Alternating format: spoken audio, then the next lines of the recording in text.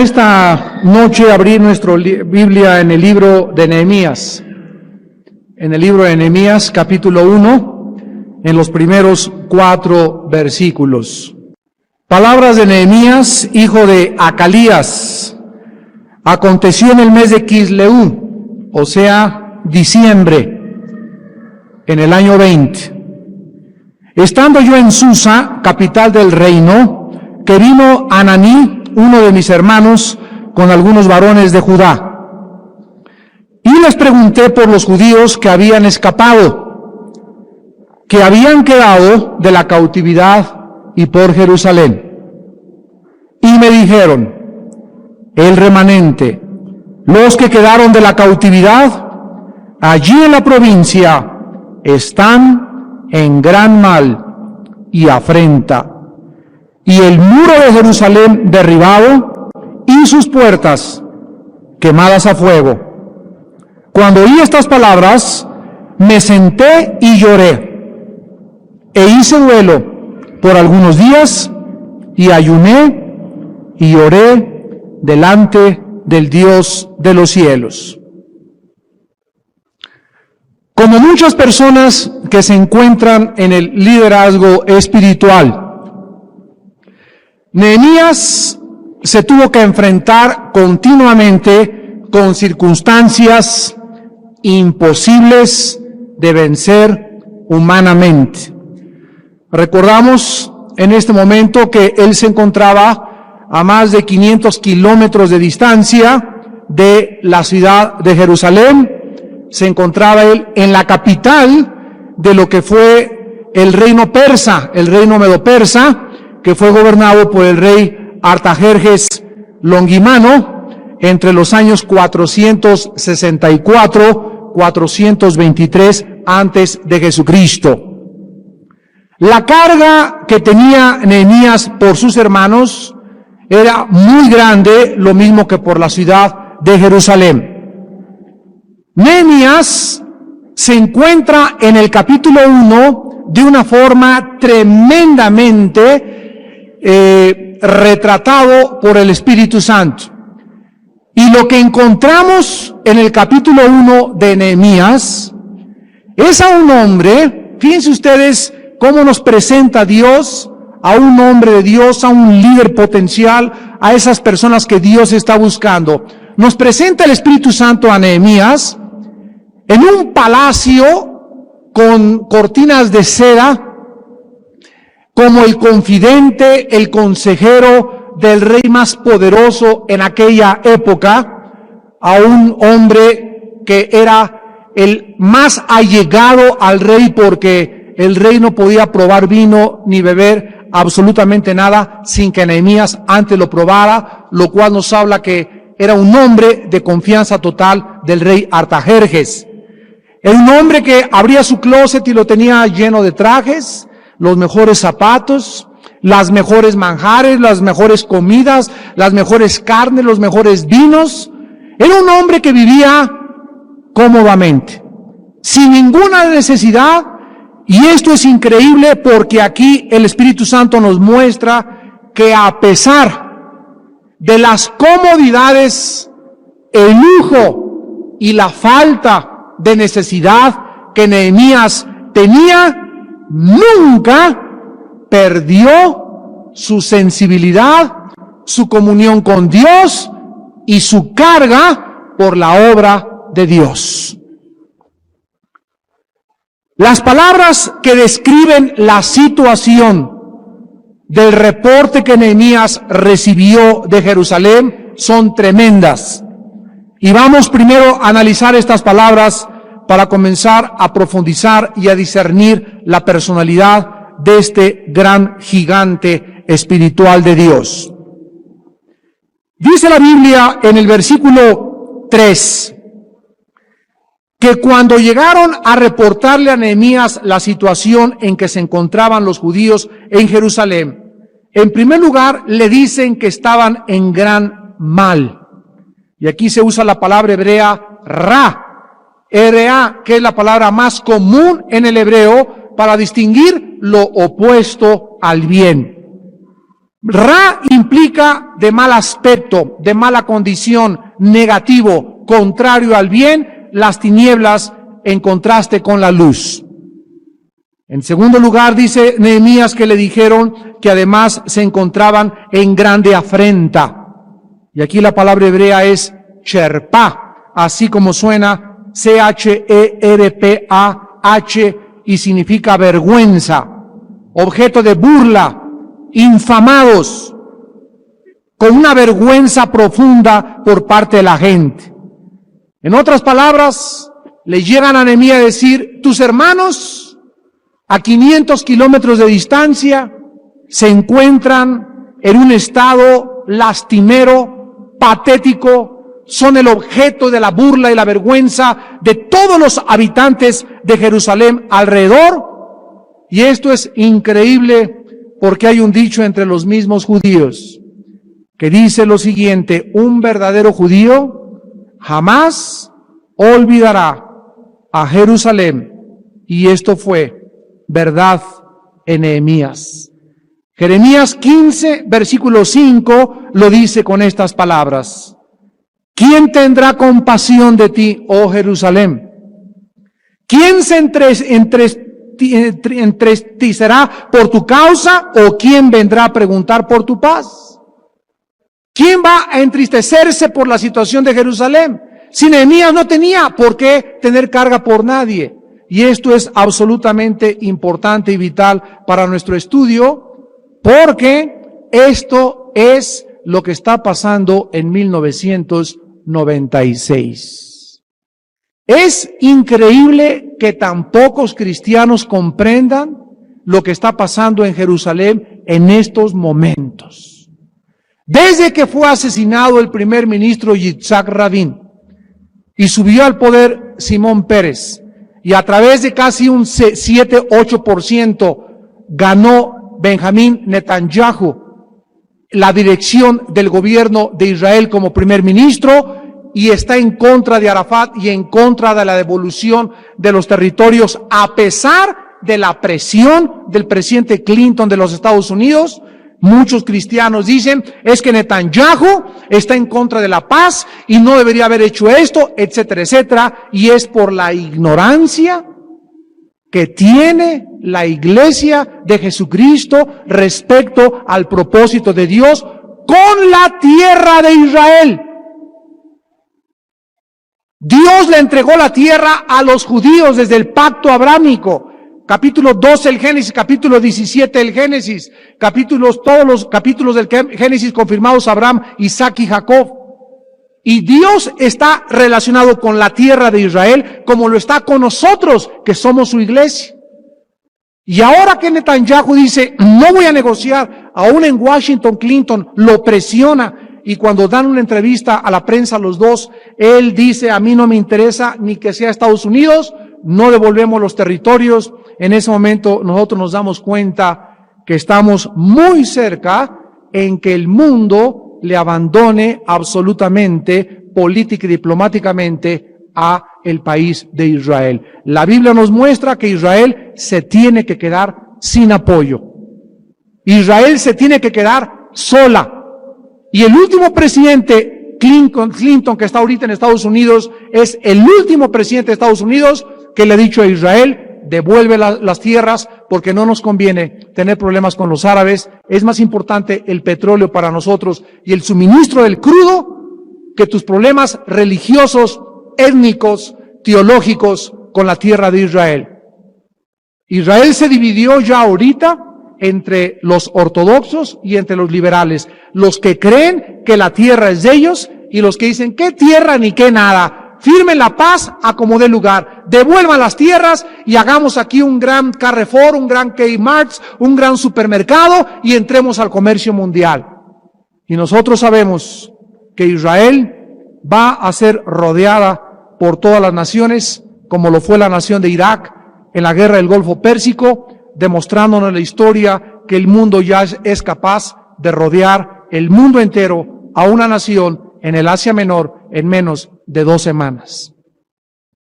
Así pues, Jeremías profetizó, ¿quién tendrá compasión de Jerusalén? Y recuerden que a nosotros se nos manda orar por la paz de Jerusalén. El cristiano tiene que entender que la iglesia no tomó el lugar de los judíos. El lugar de los judíos aún sigue vigente para Dios. Fueron desgajados del olivo silvestre, del olivo natural. Y nosotros fuimos insertados, fuimos engajados, fuimos trasplantados. Pero no podemos, dice Romanos 11, ensoberbecernos. Porque no es las ramas las que sustentan a la raíz, es la raíz la que sustenta a las ramas. Y la iglesia no tomó el lugar de Israel. Dios va a acabar con Israel, con el pueblo de Israel, con la nación de Israel, con la ciudad de Jerusalén, y aparte otra cosa es la iglesia. Una cosa es Israel, otra cosa es la iglesia, lo dice Romanos 9, 10 y 11, y todo el libro de Apocalipsis. Así pues nosotros tenemos la bandera de Israel. ¿Por qué? Porque creemos que Dios no ha acabado con esa nación, porque Jesucristo era judío, Israel viene y es la tierra prometida para nosotros. Vamos a vivir nosotros en esa tierra, tal vez sea la misma bandera que vayamos a usar, y no podemos abandonar a los judíos como los abandonó el mundo entero en la Segunda Guerra Mundial. No fue Hitler solamente el culpable en la Segunda Guerra Mundial, sino que Polonia, Checoslovaquia, principalmente Polonia, Checoslovaquia, Austria, le cerraron la puerta a los judíos. Y no quisieron que entraran, y por ello Dios ha juzgado, como casi a nadie en el mundo, a Europa, desde antes de la Segunda Guerra Mundial. La Biblia dice, el que te bendiga Israel, lo voy a bendecir, el que te maldiga, lo voy a maldecir. Esa promesa sigue vigente hasta la segunda venida de Jesucristo. Por eso el cristiano ama al pueblo de Israel. No significa que si el gobierno como el de Simón Pérez o el de Rabín estaban en contra de la Biblia, nosotros apoyamos a la nación. Es como en México. Si yo digo amo a México, no significa que estoy de acuerdo con la política del gobierno, porque la política del gobierno puede ser diferente y puede ser antipatriótica. Yo amo el destino de mi país, pero no significa necesariamente, repito, que estoy de acuerdo con todo lo que hace el gobierno. Lo mismo hacemos los cristianos cuando decimos apoyamos a Israel. Apoyamos a la nación, al pueblo identificado con el Mesías, al pueblo identificado con las promesas, al pueblo que espera la venida de Jesucristo. Es cuando decimos amamos a ese pueblo, a esa nación, porque ellos son los verdaderos israelitas. El verdadero mexicano es aquel que da su vida por su patria, es aquel que es idealista, es aquel que tiene un puesto importante y defiende los principios constitucionales de la jurisprudencia en su propia nación. Ese es un mexicano. No es el que llega a la presidencia, no es el que llega a gobernador, es el que respeta y el que hace lo posible para que impere la justicia en su propia nación. Ese es realmente un verdadero nacionalista. Digo esto porque es importante notar la posición de Nehemías en el palacio del rey. Copero, con muchos privilegios, lujos, dinero, encumbrado, influencia y poder. Pero con todas estas cosas, y es la primera lección en esta noche, Nehemías seguía siendo sensible a Dios. Es difícil encontrar, escuchen muy bien esto, es muy difícil encontrar a una persona que se encuentre en una posición encumbrada y que al mismo tiempo no se envanezca ni se olvide de su Dios. Es muy difícil. Si tú eres una persona con una posición o un puesto importante, tienes que saber algo. Eres vulnerable al orgullo y a la soberbia. Cada promoción que el ser humano tiene, desgraciadamente, agrava el peligro espiritual a tu alrededor y tu relación con Dios. Muchas personas que son promocionadas y elevadas de clase social, nuevos ricos o que tienen ya dinero, sufren de lo que se llama el síndrome de la erosión. En otras palabras, sus vidas se van erosionando mientras más van subiendo de poder, posición y de dinero. En el libro de Deuteronomio, capítulo 8, versículos del 11 al 14, Dios advirtió, esta amonestación a la nación de Israel. Deuteronomio 8, del 11 al 14. Cuídate de no olvidarte de Jehová tu Dios, para cumplir sus mandamientos, sus decretos y sus estatutos que yo te ordeno hoy. No suceda que comas y te sacies y edifiques buenas casas en que habites, y tus vacas y tus ovejas se aumenten, y la plata y el oro se te multipliquen, y todo lo que tuvieres se aumente. ¿Y cuál es el peligro aquí? Se enorgullezca tu corazón y te olvides de Jehová tu Dios, que te sacó de tierra de Egipto, de casa de servidumbre. Versículos 17 y 18. Y digas en tu corazón: mi poder y la fuerza de mi mano me han traído esta riqueza. Sino acuérdate de Jehová tu Dios, porque Él te da el poder para hacer las riquezas, a fin de confirmar su pacto que juró a tus padres, como en este día. Vemos pues que cuando una persona recibe mejor casa, se cambia de colonia, ya trae un coche último modelo, ya tiene más trajes, ya tiene más ropa, ya tiene mejor posición y comienza a subir, hay un peligro tremendo. Mientras más subes, más lejos te puedes alejar de Dios. Son contados los que suben y siguen teniendo un corazón para Dios. Hermanos en Jesucristo, las marcas de un líder de Dios, las marcas de una persona que no se ensoberbece, las encontramos en el versículo 4 del primer capítulo de Nehemías. Cuando oí estas palabras, les dije: a mí qué me importa. Eso dice. Cuando oí estas palabras les dije: vayan y oremos por ellos y olvidémonos de todo. Dios los salvará. Eso dice. Lo peor que les podemos hacer a nuestros hermanos cristianos no es odiarlos, sino ser indiferente a sus necesidades. Dios aborrece la indiferencia. Dios aborrece la tibieza. Tú puedes ser un buen hombre, no le hago mal a nadie, soy buen padre, diezmo, no me meto con mujeres, no fornico, no bebo, pero para Dios la tibieza espiritual, la indiferencia, la insensibilidad de tu corazón de ver cuántas cosas hay que se pueden hacer, cuántas personas puedes ayudar, a cuántas puedes servir, eso es lo peor que le podemos hacer a nuestros hermanos en la fe. Podemos como iglesia caer en ese pecado también. Ya tenemos nuestra iglesia, ya tenemos nuestro terreno, ya tenemos... ¿Qué nos importan las demás iglesias? ¿Qué nos importa lo que pasa en aquella iglesia o en aquella iglesia? Esto no es de Dios. Y este es el peligro que tenemos.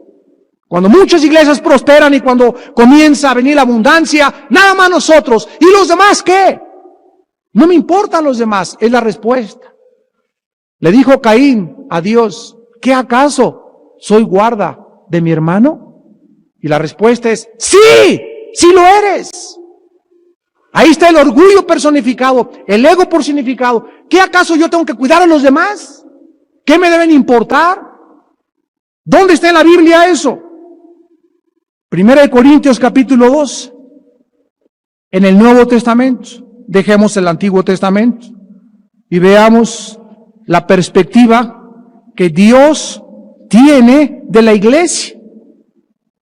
Versículo 14 al 21. Además, el cuerpo no es un solo miembro.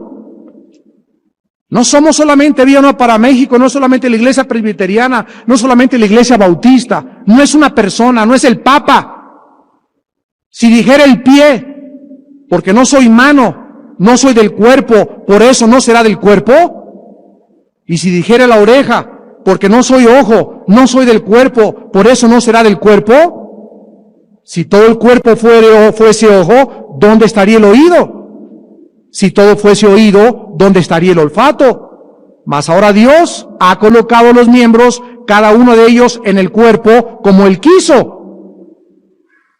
Ni el ojo puede decir, versículo 21, a la mano, no te necesito, ni tampoco la cabeza a los pies, no tengo necesidad de vosotros. Versículo 25 al 27, para que no haya desavenencia en el cuerpo, sino que los miembros, todos, nos preocupemos, tengamos sensibilidad, nos duela que algo le pase a otra iglesia, que nos duela. Se cae una iglesia, no vamos a rematarla, vamos a levantarlos. Un árbol no se hace leña ya que se cae al suelo. Este es el corazón que Dios demanda de nosotros. Y mi corazón arde porque es un mensaje que la iglesia necesita.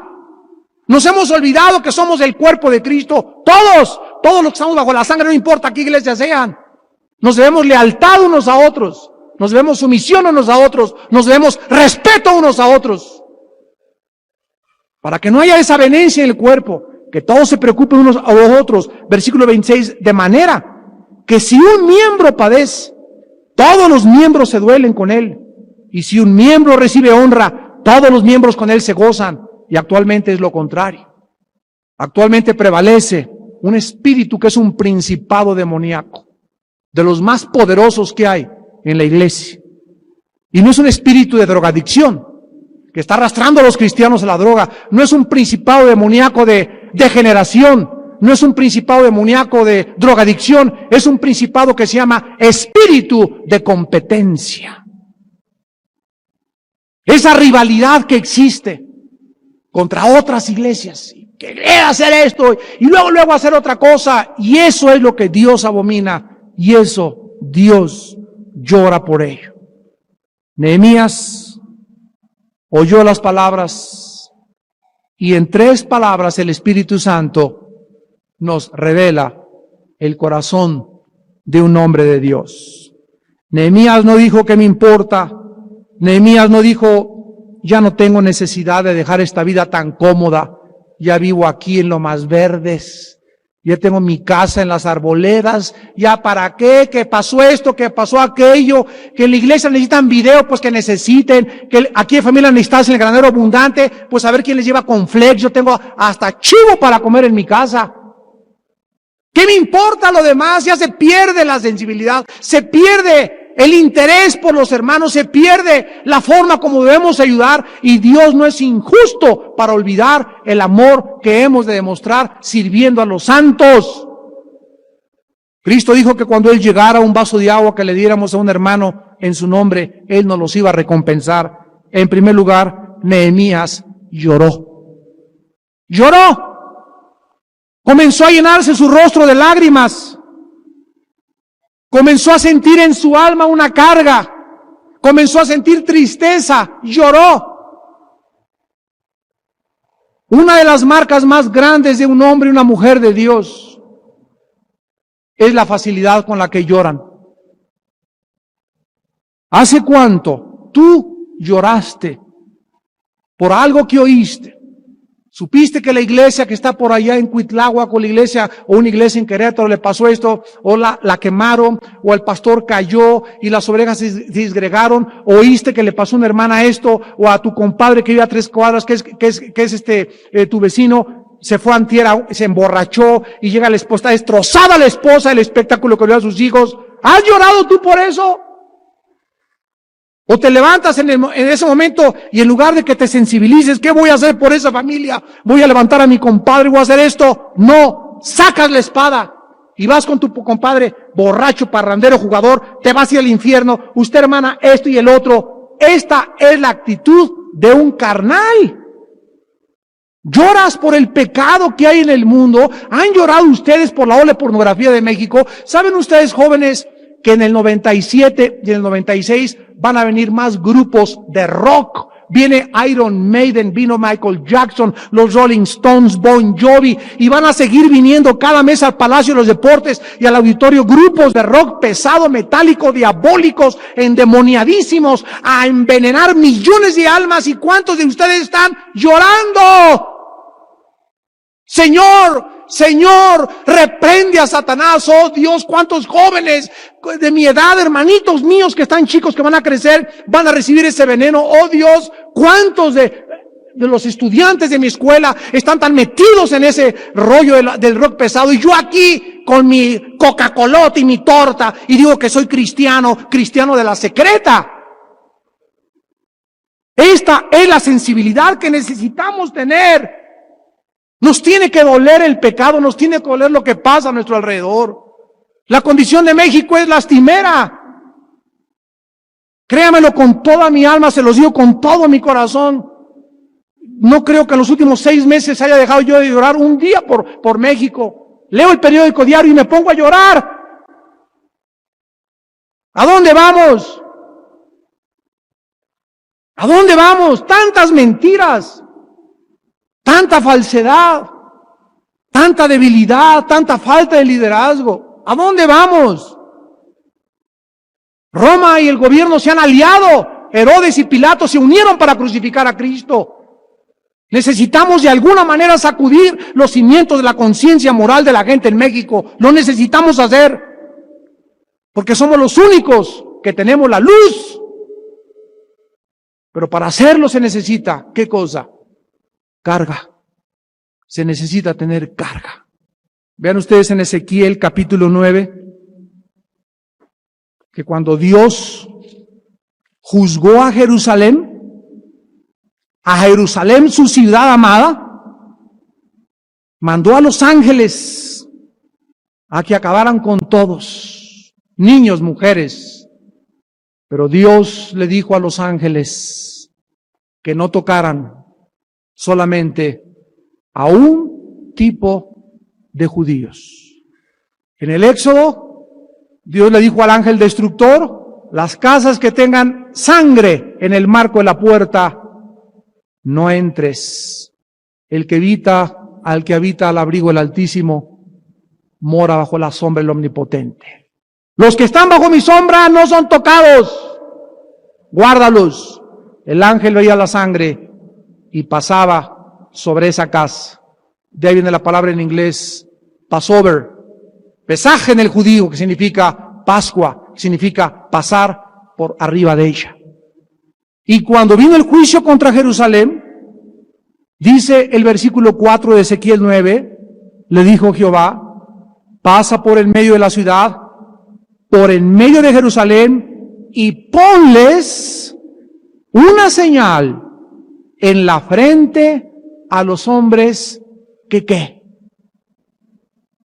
Solo los hombres que estaban, oh Dios, México, Señor, está pudriéndose, oh Dios, mi familia, Señor, se está deshaciendo, oh Dios del cielo, a las personas que estaban gimiendo, llorando como Nehemías, a esas personas, márcalas, porque esas personas, dice el versículo 4, claman a causa de todas las maldades, abominaciones, depravaciones, inmoralidades que se hacen en medio de ella.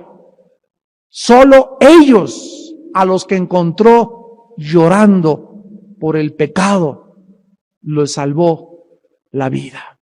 Acaba de llegar una pareja de homosexuales a la Corte Suprema de Hawái a exigir que se cambie la Constitución de los Estados Unidos de Norteamérica y se les permita a ellos celebrar matrimonio igual que los demás.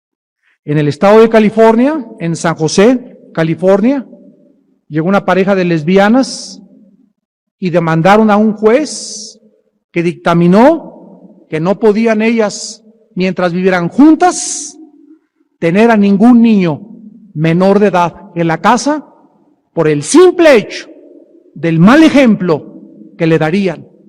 Ellas demandaron a la Corte Federal y dijeron lo siguiente las lesbianas en Washington, en una entrevista con el Post de Nueva York: Nosotros tenemos el derecho de vivir juntas, porque la familia no es hombre y mujer, también es mujer con mujer. Damas y caballeros, hermanos en Jesucristo, la familia está bajo el ataque del diablo. El diablo ha entrado a la sociedad con una fuerza tal que está tratando de destruir los fundamentos que Dios estableció en su palabra.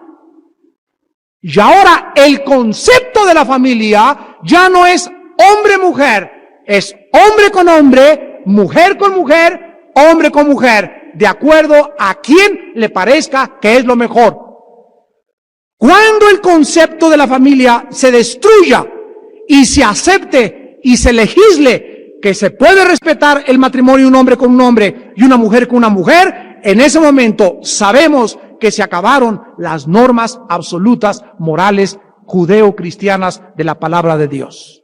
Y ahí no queda más que lo que pasó en Génesis 18, en Génesis capítulo 6, 7 y 8, el diluvio y el fuego contra Sodoma y Gomorra. Ha subido el lamento a los ojos de Jehová, a los oídos de Jehová, de los que claman por causa de las abominaciones, que Jehová baja literalmente a la tierra y juzga la tierra con sus juicios. Ya no tarda Dios en bajar a juzgar a las naciones. Hermano y hermana en Jesucristo, no pierdas tu sensibilidad.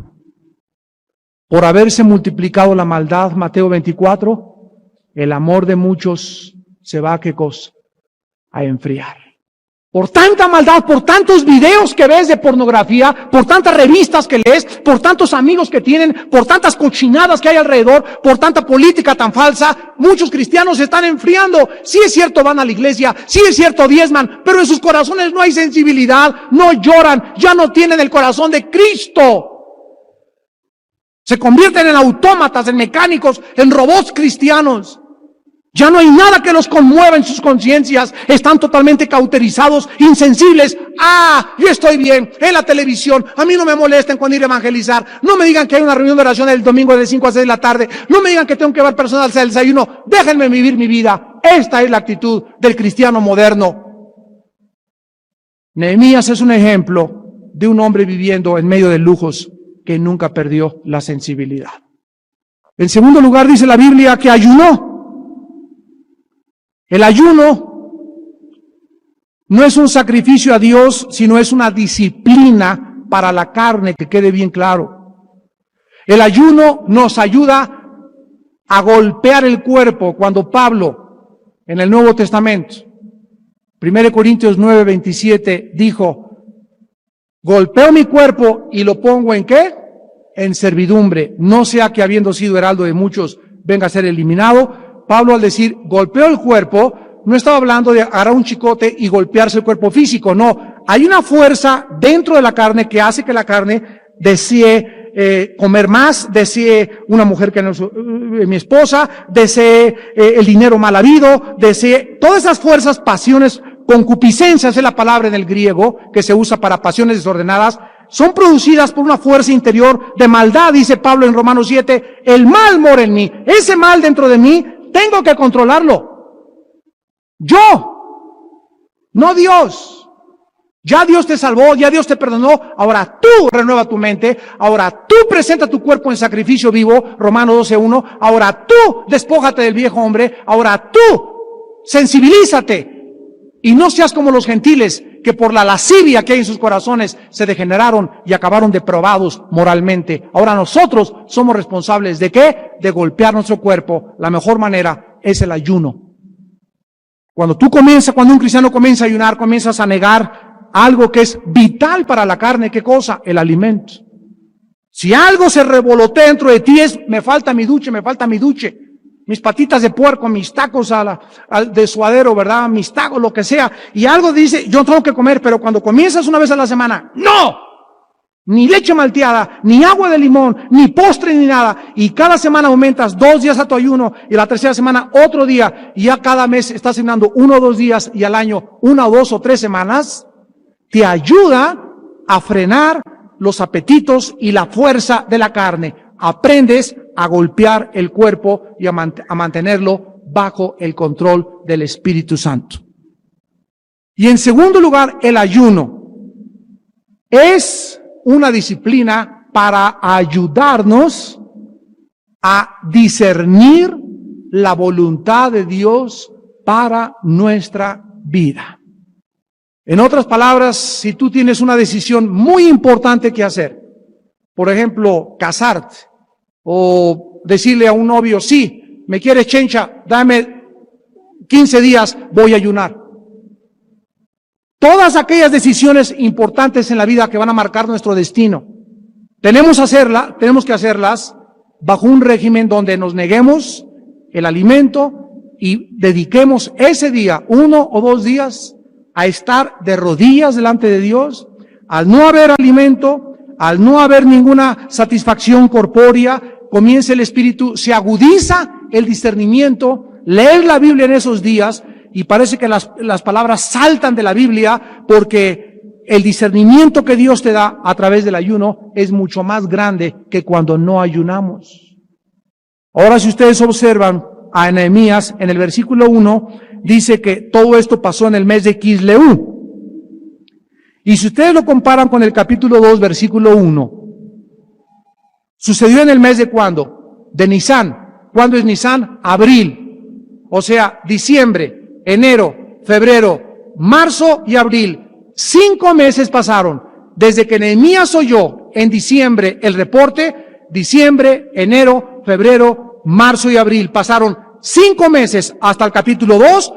En esos 5 meses, Nehemías no movió una mano. Nehemías no dio ningún paso. Nehemías se mantuvo firme, esperando a que durante esos 5 meses la dirección de Dios fuera clara, su oración despejara las nubes, se aclararan las tinieblas y pudiera decir, esta es la voluntad de Dios para mi vida. Después de 5 meses, Nehemías sabía cuál era la voluntad de Dios. ¿Y tú, en cuánto tiempo crees que es la voluntad de Dios para un proyecto que quieras desarrollar?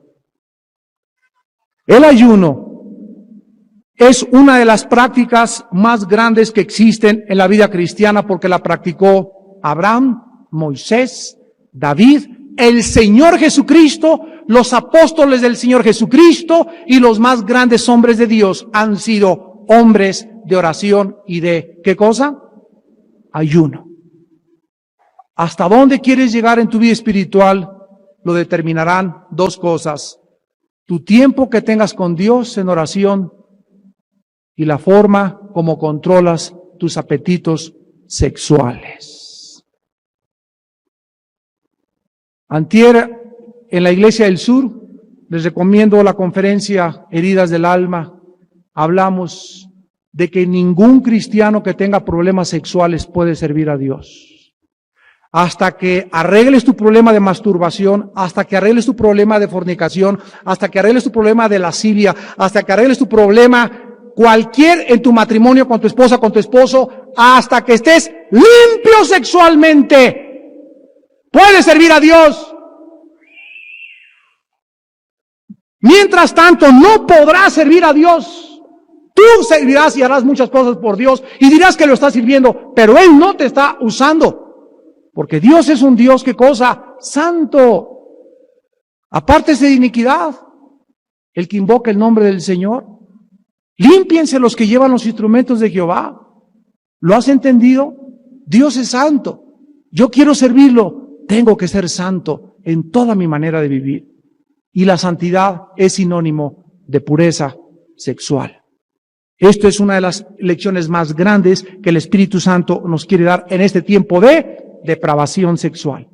Decíamos también antier en la Iglesia del Sur que el 80% de los problemas en los matrimonios son de origen sexual.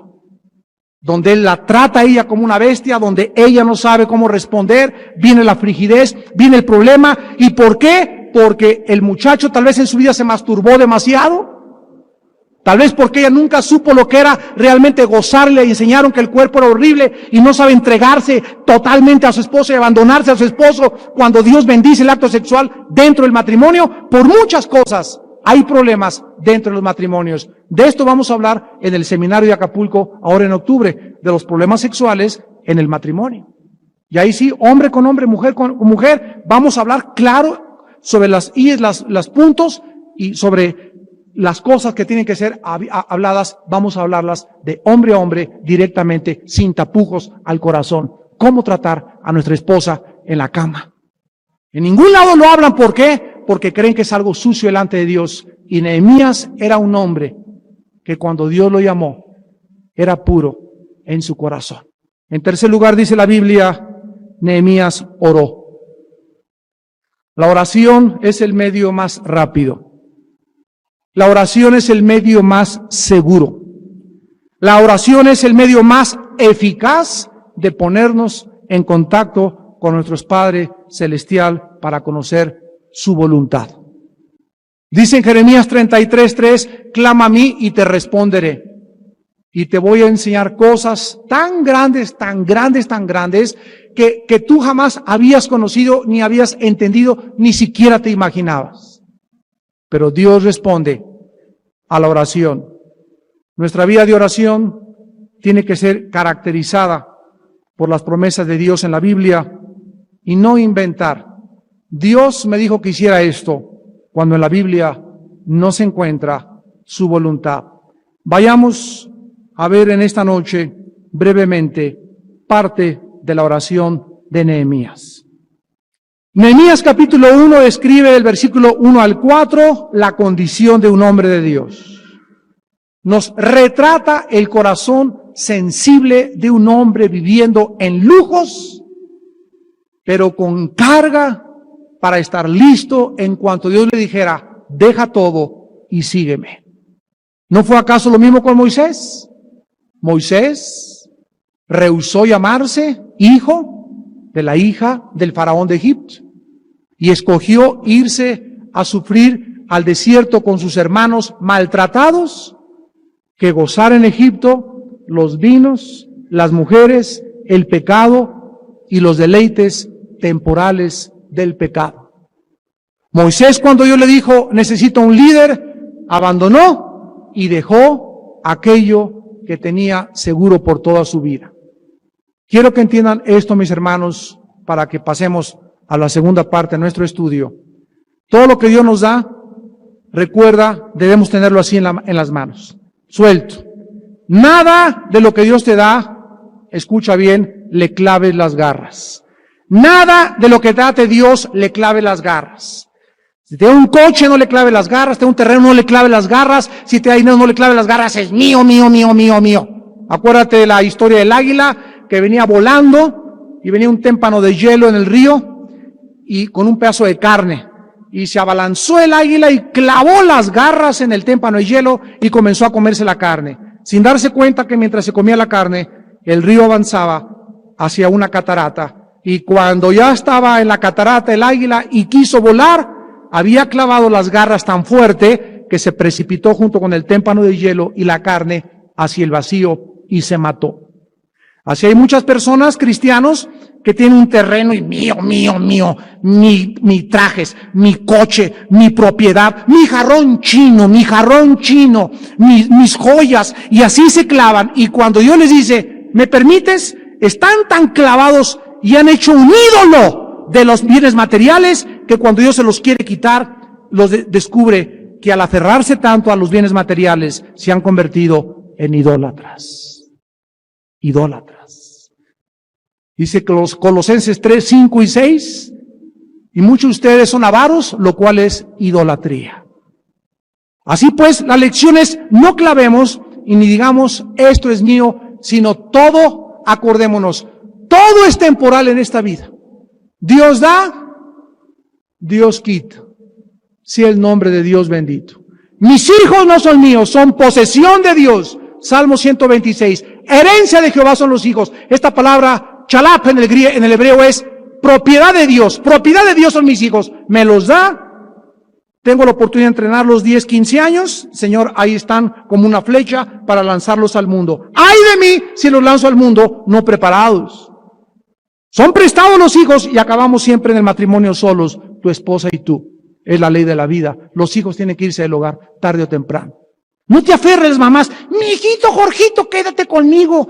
llégate conmigo, y ahí está el pobre y lo enferman mentalmente al niño y no se casa, y hay jóvenes y mujeres que no se han casado porque los papás son tan posesivos con ellos que creen que van a vivir toda la vida con ellos y no dejan que se cumpla la ley. Dejará el hombre a su padre y a su madre, Génesis 2:18, y dejará a sus padres y se unirá a su mujer y serán una sola carne. ¿Por qué? Porque se aferran al hijo, se aferran al dinero, se aferran a su carrón chino, se aferran y mío, mío. No hay nada que sea nuestro, todo viene de Dios y Dios da y Dios quita cuando Él quiere.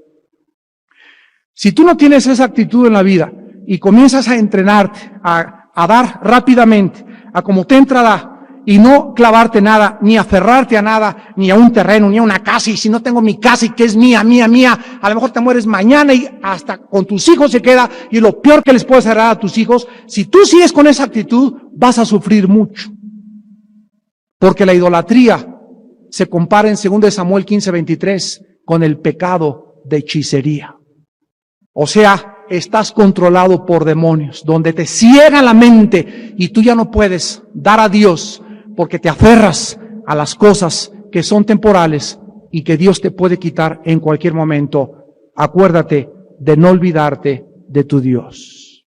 Mientras más tengas, mientras más recibas, más dale a Dios para que más te siga dando Dios. El que siembra escasamente, escasamente también segará.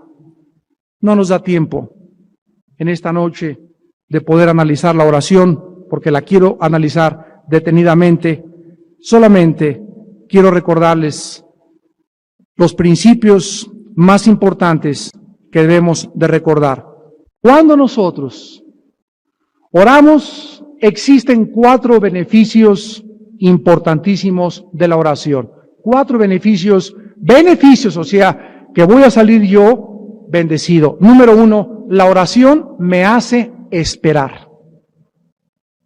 La oración me hace esperar. O sea, cuando me pongo a orar, no actúo, ¿verdad? Yo no puedo actuar, no puedo trabajar y orar al mismo tiempo. O doy el paso y oro, o oro primero y después doy el paso. La oración me forza a primero poner mi situación delante de Dios y después esperar a que Dios me dirija. Pero si tú primero actúas sin antes haber orado, vas a arruinar la voluntad de Dios para tu vida por tu impaciencia. Dice el Salmo 5, versículo 3, oh Jehová, de mañana oirás mi voz, de mañana me presentaré delante de ti y esperaré.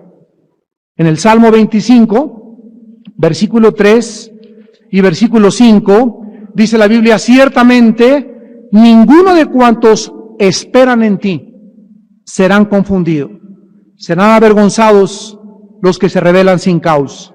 El versículo 5 del Salmo 25 dice, encamíname en tu verdad y enséñame, porque tú eres el Dios de mi salvación, en ti he esperado todo el día.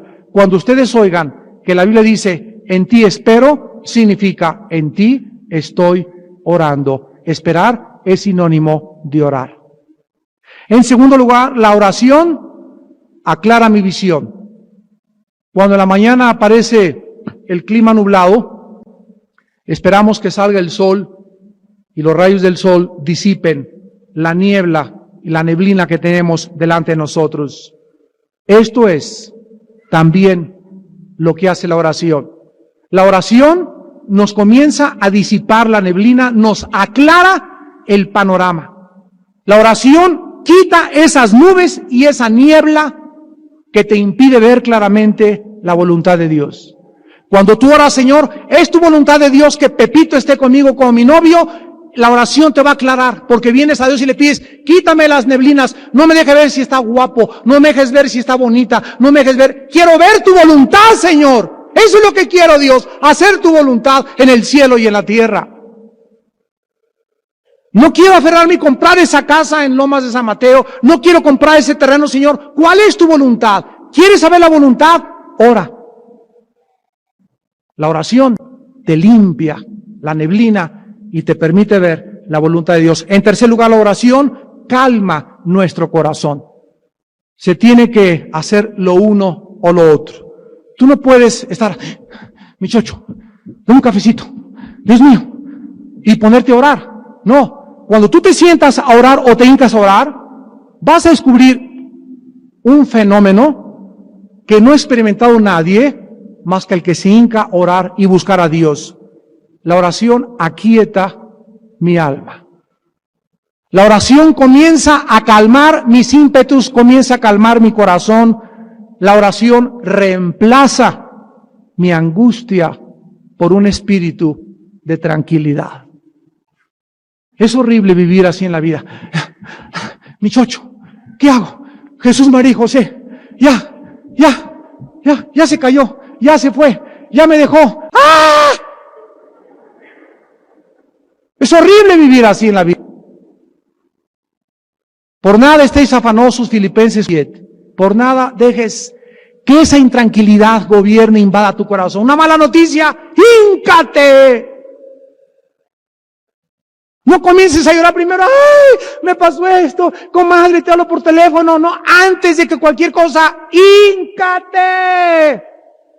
Y preséntala a Dios con todo ruego, súplica en el Espíritu, y la paz de Cristo que sobrepasa todo entendimiento, una paz que nadie conoce, va a venir a tu vida en ese momento y va a calmar tus pensamientos y tu corazón en Cristo Jesús. Eso es lo que hace la oración. Y en cuarto lugar, la oración activa mi fe. Después de que oras, estás listo para confiar en Dios. La oración me pone en contacto con el Todopoderoso. Él me hace sentir su presencia a través de mi espíritu. Y después de orar hay algo en mi vida que me dice, puedo enfrentar con más ánimo, con más optimismo la vida, porque ahora sé que mi Señor vive y Él resucitó de entre los muertos. Y después de mi carne deshecha y mi piel, en mi carne ver a Dios. Padre, si te he de ver algún día cara a cara, ¿cómo no puedo ver la vida frente a frente? ¿Por qué me voy a suicidar? ¿Por qué me voy a esconder? ¿Por qué voy a huir de mis problemas? Voy a vivir con valor porque tú, Señor, vives. ¿Tienes ríos que no se pueden cruzar? ¿Tienes montañas en tu vida que no puedes quitar? Dios es el Dios de los imposibles. Él hace cosas que otros no pueden hacer. El Dios de Nehemías es el Dios que nos dice en esta noche, estoy con ustedes todos los días hasta el fin del mundo. Inclinemos nuestra cabeza y oremos. Señor, nuestro Padre Celestial, quita toda indiferencia, Señor, de nuestro espíritu. Quita toda apatía de nuestro corazón. Oh Dios, perdónanos si hemos sido tibios. Perdónanos si tenemos meses sin llorar por nadie. Perdónanos porque tanta televisión y tantas revistas, tantos negocios y tantas preocupaciones han hecho que muchos se enfríen y se alejen de ti. El Espíritu dice que vivimos tiempos peligrosos. El Espíritu dice que vivimos tiempos amenazadores. El Espíritu dice que hoy más que nunca vivamos en oración. Oremos con nuestra esposa diario. Oremos con nuestros hijos diario. Oremos como iglesia las veces que nos reunamos. Asistamos a las reuniones de oración donde quiera que se levanten, porque ahí vamos a encontrar dirección. Ahí vamos a encontrar fortaleza.